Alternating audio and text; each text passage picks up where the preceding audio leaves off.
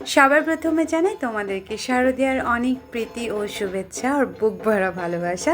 তো আজ হচ্ছে চতুর্থী, তাই আমার পুজো শুরু করলাম শোভাবাজার রাজবাড়ি দিয়ে। আর আজকে যেহেতু সকালে প্রচণ্ড বৃষ্টি হয়েছিল, তো দেখতেই পাচ্ছ গেটের সামনেটা একেবারে জল জমে গেছিলো, তাই সবাই জুতো হাতে করে ঢুকছিল। আমি আর মাও আমরা জুতো হাতে করে ঢুকেছি, কোনো অপশন ছিল না। যাই হোক, পুজোর মন্দিরে তো রাজবাড়ির ভেতরে তো ঢুকতে পেরেছি, এটাই অনেক। আর আমরা তো মানে একদম ভিআইপি, মানে যেরকম হয় সেরকম একটা ফিল হচ্ছিলো, কারণ ফাঁকা, পুরোটাই ফাঁকা। তো চুটিয়ে মজা করেছি, আর যতটা পেরেছি ভিডিও করেছি। আর আমার তো খুব ভালো লাগে, প্রত্যেক বছর এখানে চলে আসি ছুটে দেখতে। শোভাবাজার রাজবাড়িতে একটা আলাদাই টান আছে, জানি না কেন, আমার প্রচণ্ড ভালো লাগে। কিন্তু আজকে মায়ের মুখ দেখতে পাইনি, যেহেতু চতুর্থী, বুঝতেই পারছো, এই তো সবে পুজো শুরু।